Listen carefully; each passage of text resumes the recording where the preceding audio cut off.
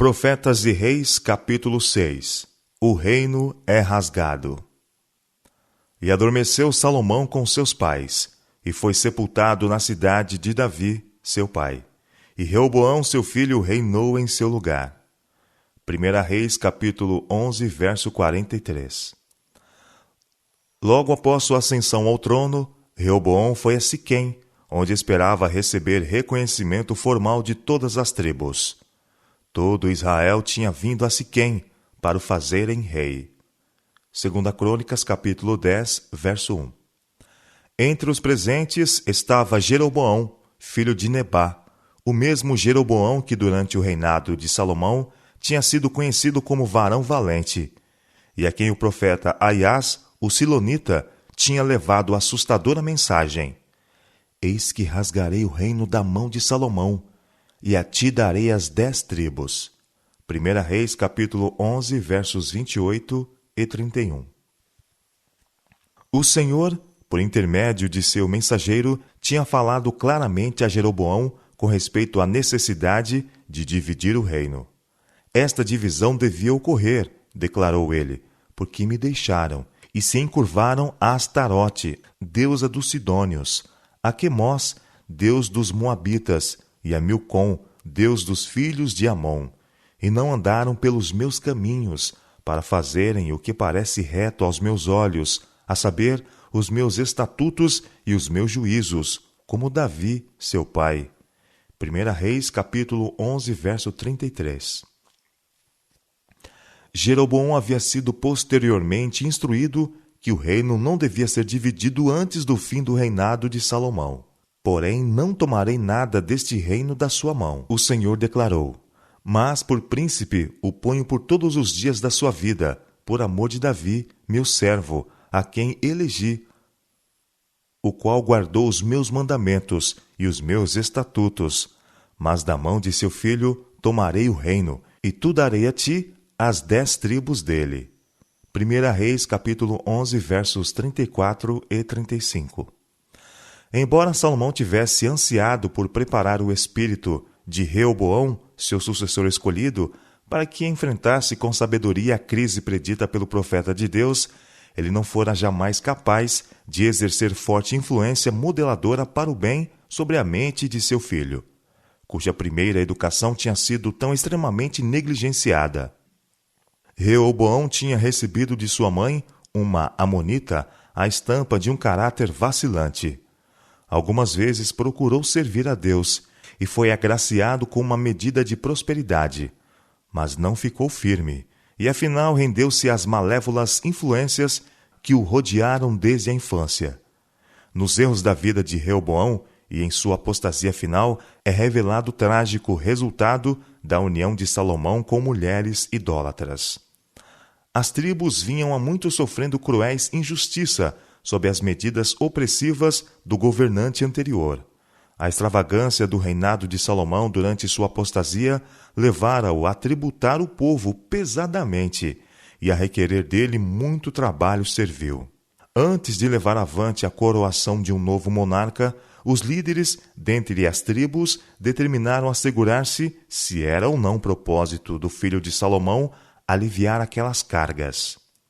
Veio, pois, Jeroboão com todo Israel, e falaram a Reoboão, dizendo: Alivia tu, pois, agora a dura servidão de teu pai, e o pesado jugo que nos tinha imposto, e servir-te-emos.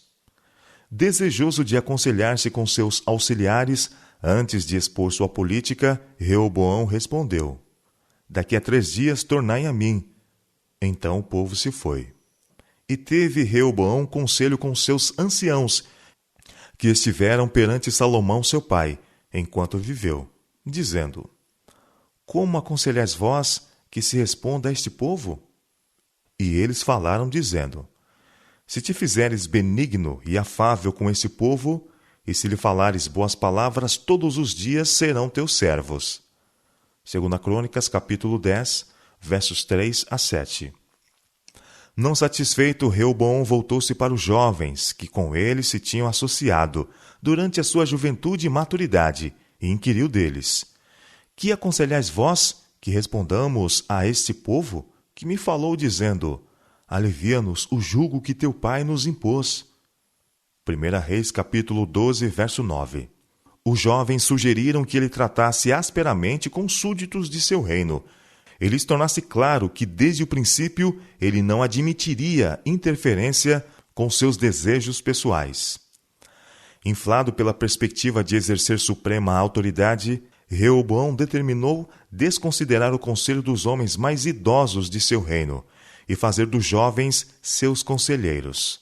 Sucedeu então que no dia aprazado, quando Jeroboão e todo o povo veio a Reoboão em busca de uma resposta concernente ao programa que ele pretendia pôr em prática, Reoboão lhes respondeu asperamente, dizendo: Meu pai agravou vosso jugo, porém eu lhe acrescentarei mais. Meu pai vos castigou com açoites, porém eu vos castigarei com escorpiões. 1 Reis, capítulo 12, versos 12 a 14. Tivessem Reoboão e seus inexperientes conselheiros compreendido a vontade divina concernente a Israel, teriam eles dado ouvidos à solicitação do povo por reformas decididas na administração do governo. Mas na hora oportuna, que se lhes apresentou na reunião de Siquém, deixaram de raciocinar da causa para o efeito, e assim enfraqueceram para sempre sua influência sobre grande parte do povo. Sua expressa determinação de perpetuar e acrescentar a opressão introduzida durante o reinado de Salomão estava em direto conflito com o plano de Deus para Israel e deu ao povo ampla ocasião de duvidar da sinceridade de seus motivos. Nesta tentativa inepta e insensível de exercer poder, o rei e seus conselheiros escolhidos revelaram o orgulho da posição e autoridade. O Senhor não permitiu a Reoboão pôr em prática a política que ele havia esboçado. Havia entre as tribos muitos milhares que haviam ficado alerta quanto às opressivas medidas do reinado de Salomão. E esses sentiram agora que outra coisa não poderiam fazer senão rebelar-se contra a casa de Davi. Vendo, pois, todo Israel que o rei lhes não dava ouvidos, então o povo respondeu ao rei dizendo: Que parte temos nós com Davi? Já não temos herança no filho de Jessé. Israel, cada um às suas tendas. Olha agora pela tua casa, ó Davi. Assim todo Israel se foi para as suas tendas. 1 Reis, capítulo 12, verso 16. A brecha aberta com o ríspido discurso de Reoboão provou-se irreparável. Daí em diante as 12 tribos de Israel ficaram divididas, as tribos de Judá e Benjamim formando o reino mais abaixo ou ao sul de Judá, sob o governo de Reoboão, enquanto as 10 tribos ao norte formaram e mantiveram um governo separado, conhecido como o Reino de Israel, tendo Jeroboão como seu rei. Assim se cumpriu a predição do profeta concernente ao rasgamento do reino. Esta revolta vinha do Senhor. 1 Reis, capítulo 12, verso 15. Quando Reoboão viu que as 10 tribos retiravam dele sua obediência, despertou para a ação. Por intermédio de um dos homens mais influentes de seu reino, Adorão, que estava sobre os tributos, fez um esforço para apaziguá-las. Mas o embaixador da paz recebeu um tratamento que atestava dos sentimentos contra Reoboão. Todo Israel o apedrejou com pedras e morreu.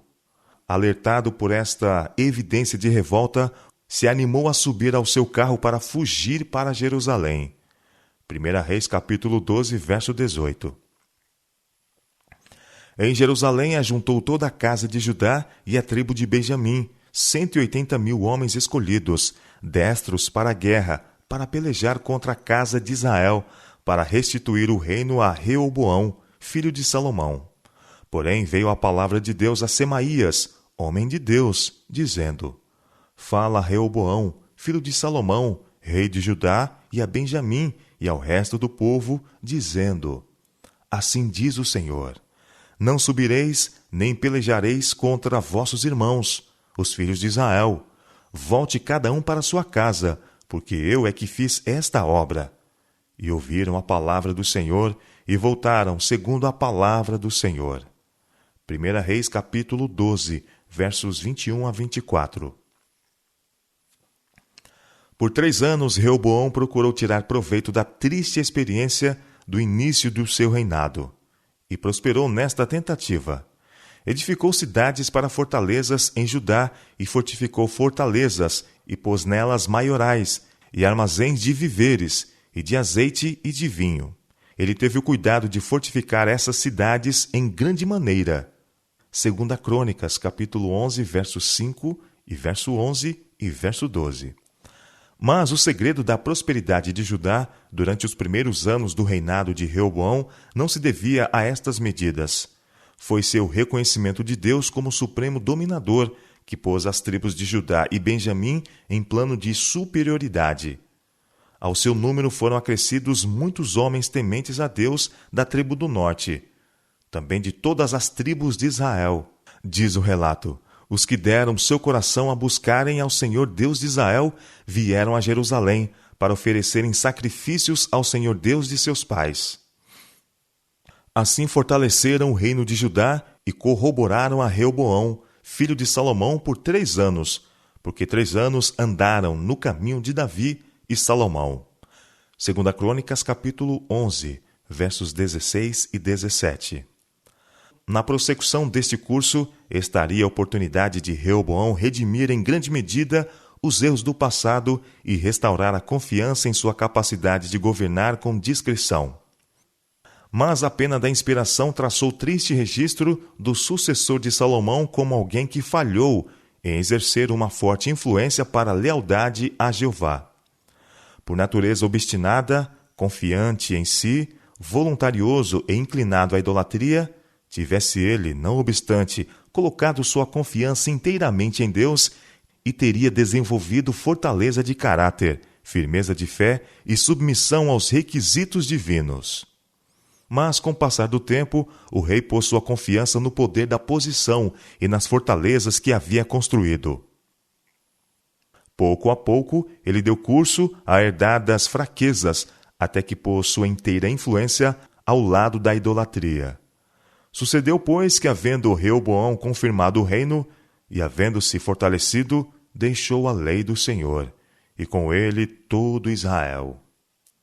2 Crônicas, capítulo 12, verso 1. Quão tristes, quão profundamente significativas as palavras, e com ele todo Israel. O povo ao qual Deus havia escolhido para ser como uma luz para as nações ao redor, estava-se desviando de sua fonte de força e procurando tornar-se como estas nações. Como foi com Salomão, assim foi com Reoboão. A influência do mau exemplo levou muitos a se extraviarem. E como aconteceu com eles, assim sucedeu em maior ou menor grau com cada um que se entrega à prática do mal. A influência do erro praticado não se confina ao que pratica. Ninguém vive para si. Ninguém perece sozinho em sua iniquidade.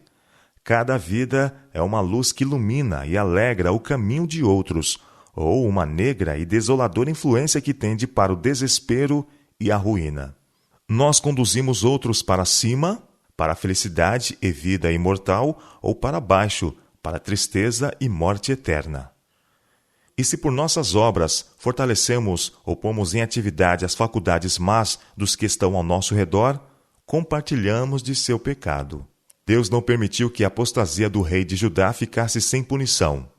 Pelo que sucedeu no ano 5º do rei de Judá, que Sisaque, rei do Egito, subiu contra Jerusalém, porque tinham transgredido contra o Senhor, com 1000 carros e com 60.000 cavaleiros, e era inumerável a gente que vinha com ele do Egito, e tomou as cidades fortes que Judá tinha, e veio a Jerusalém. Então veio Semaías, o profeta, a Reoboão e aos príncipes de Judá que se ajuntaram em Jerusalém por causa de Sisaque. E disse-lhes: Assim diz o Senhor, vós me deixastes a mim, pelo que também eu vos deixarei na mão de Sisaque. 2 Crônicas, capítulo 12, versos 2 a 5. O povo não tinha, todavia, ido a tal ponto na apostasia que desprezassem os juízos de Deus.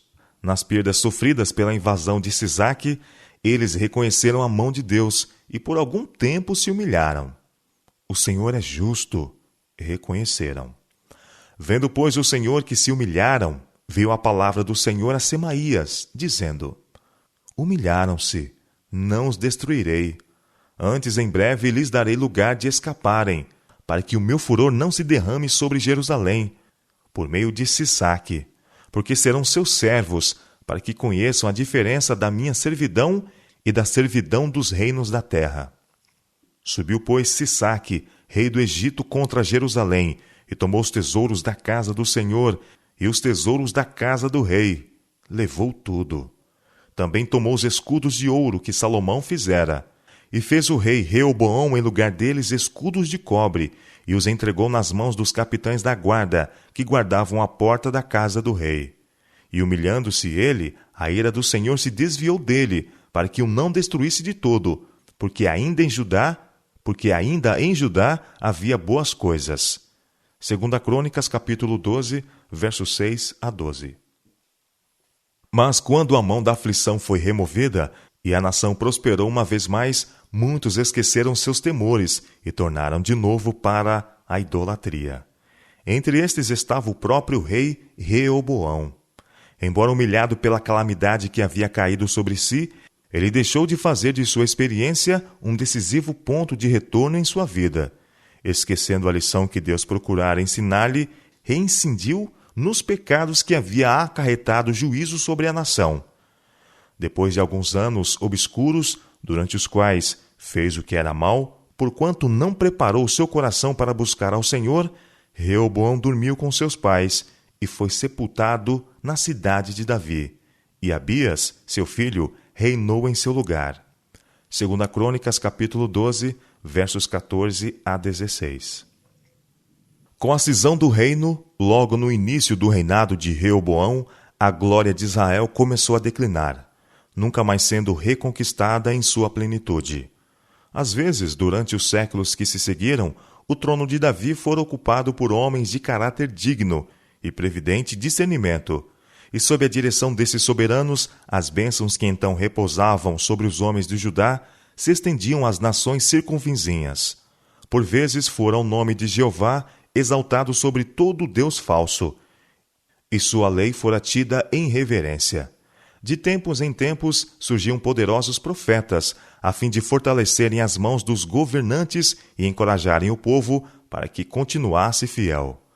Mas as sementes do mal, em germinação, já quando Reoboão ascendeu ao trono, não seriam jamais completamente erradicadas. E às vezes o outrora favorecido povo de Deus caiu tão baixo a ponto de tornar-se um provérbio entre os pagãos. Não obstante a perversidade dos que se inclinaram para práticas idólatras, Deus, em misericórdia, faria tudo o que estivesse em seu poder a fim de salvar de completa ruína o reino dividido. E como no decorrer dos anos, seu propósito concernente a Israel parecesse completamente frustrado pelas artimanhas de homens inspirados por agências satânicas, ele ainda assim manifestou seus beneficentes desígnios através do cativeiro e restauração da nação escolhida. A divisão do reino foi apenas o início de uma história maravilhosa, pela qual se revelam a longanimidade e terna misericórdia de Deus. Do cadinho da aflição por que deviam passar, devido a tendências para o mal hereditárias e cultivadas, aqueles a quem Deus estava procurando purificar para si como um povo peculiar, zeloso e de boas obras, deviam finalmente reconhecer que ninguém há semelhante a ti, ó Senhor. Tu és grande, e grande o teu nome em força. Quem te não temeria, ó Rei das Nações? Entre todos os sábios das nações e em todo o seu reino, ninguém há semelhante a ti. Mas o Senhor Deus é a verdade. Ele mesmo é o Deus vivo e o Rei eterno. Jeremias capítulo 10, versos 6, 7 e 10. E os adoradores de ídolos deviam afinal aprender a lição de que os falsos deuses não têm o poder de se erguerem e salvar. Os deuses que não fizeram os céus e a terra desaparecerão da terra e de debaixo deste céu. Jeremias capítulo 10, verso 11. Somente na submissão ao Deus vivo, o Criador de tudo e soberano sobre todos, pode o homem encontrar repouso e paz. Unicamente os castigados e penitentes de Israel e Judá renovariam afinal sua relação de concerto com Jeová dos exércitos. Unanimemente, os castigados e penitentes de Israel e Judá renovariam afinal sua relação de concerto com Jeová dos exércitos, o Deus de seus pais, e a respeito dele deviam declarar: Ele fez a terra pelo seu poder. Ele estabeleceu o mundo por sua sabedoria, e com a sua inteligência estendeu os céus. Fazendo ele soar a sua voz, logo há ruído de águas nos céus, e sobem os vapores da extremidade da terra. Ele faz os relâmpagos para a chuva, ele faz sair o vento dos seus tesouros. Todo homem se embruteceu e não tem ciência. Envergonha-se todo fundidor da sua imagem de escultura, porque sua imagem fundida mentira é, e não há espírito nelas. Vaidade são, obras de enganos.